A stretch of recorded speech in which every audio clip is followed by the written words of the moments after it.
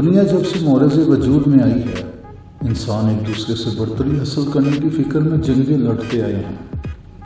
جنگیں بھوک افلاس کی خاطر لڑی گئیں، بعض غلامی سے آزادی کے لیے، بعض ایک دوسرے پر سبقت حاصل کرنے کے لیے۔ یہ معاملہ حضرت آدم کے وقت سے چلتا آ رہا ہے۔ بدلتے وقت کے ساتھ ساتھ جہاں انسان نے ترقی کی، بنی نوع انسان نے جنگ کے انداز کو بھی جدید تقاضوں کے مطابق بدل دیا۔ پہلے انسان ہاتھوں سے، پھر چھری چاقو سے، پھر تلواروں سے لڑا۔ بندوق، گولی، توپ، میزائل، ایٹم بم بھی آ گئے۔ غرض کہ جنگ آسان سے آسان مگر خوفناک ہوتی گئی۔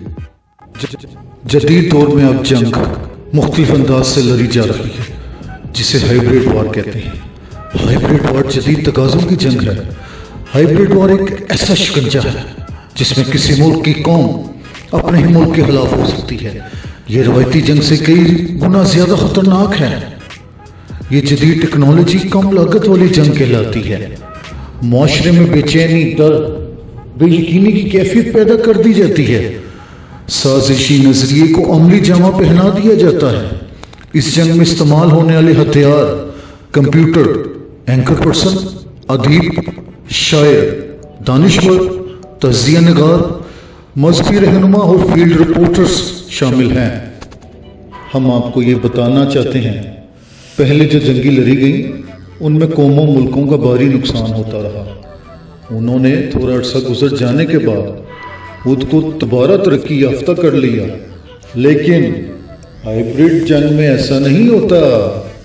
اس جنگ میں کسی جانی نقصان کا اندیشہ تو نہیں ہوتا، مگر آپ کی کئی نسلیں غلامی کی زد میں آ سکتی ہیں۔ ہائبرڈ وار کو سمجھنے کے لیے ہم کچھ آپ کو مثالیں پیش کریں گے۔ یہاں اسکاٹ لینڈ کا تذکرہ بہت ضروری ہے۔ برطانیہ نے اس کا ٹریلر اسکاٹ لینڈ کے علیحدگی کے انتخابات میں دنیا کو یہ دکھا دیا تھا کیسے برطانیہ نے پرنٹ اور الیکٹرانک میڈیا کے ذریعے جھوٹی خبریں پھیلائیں اور یہ احساس دلایا کہ برطانیہ ہی ان کا بہتر مستقبل ہے۔ ایسے ہی امریکہ نے افغانستان، عراق، روس، شام میں ایسے حالات پیدا کیے تھے کہ وہاں ہانہ جنگی شروع ہو گئی اور امریکہ اپنا تسلط قائم کرنے میں کامیاب ہو۔ جی ناظرین، آپ بالکل صحیح سمجھے، یہی ہائبرڈ وار ہے۔ اس میں دشمن ملک کی فالٹ لائنز کو ڈھونڈ کر اسے سیاسی، معاشی اور عسکری طور پر کمزور کیا جاتا ہے۔ اس جنگ میں رائے عامہ پر اثر انداز ہونے والے ذرائع ابلاغ خصوصی توجہ کے حامل ہوتے ہیں، جیسے کہ اخبار، ٹی وی، سوشل میڈیا وغیرہ۔ اس جنگ میں دماغ تو دشمن کا ہوتا ہے، مگر جذبات، ہتھیار، طاقت اسی ملک کی استعمال کی جاتی ہے جس پر ہائبرڈ وار کو مسلط کیا جا رہا ہو۔ اس جنگ میں نوجوان سب سے زیادہ دشمن کا ہدف ہوتا ہے۔ دشمن کے بچوں کے ذہنوں میں، رگوں میں خون کی طرح خیالات کو دہرایا جاتا ہے۔ ان کے قومی نظریات کو بدل دیا جاتا ہے۔ خود دشمن اپنے ہی ملک کا دشمن بنا کر تباہ و برباد کر دیا جاتا ہے اور دوبارہ وہ کبھی ترقی کی راہ پر گامزن نہیں ہو پاتا۔ یہاں آپ کے علم میں اضافہ کرتے جائیں، پاکستان کی خفیہ ایجنسی اور افواج نے اس جنگ اور اس جنگ کے رموز بہت زمانہ پہلے جان لیے تھے۔ اس کا ذکر ISPR کے سابقہ ترجمان میجر جنرل آصف غفور نے اپنے ایک بیان میں بھی کیا۔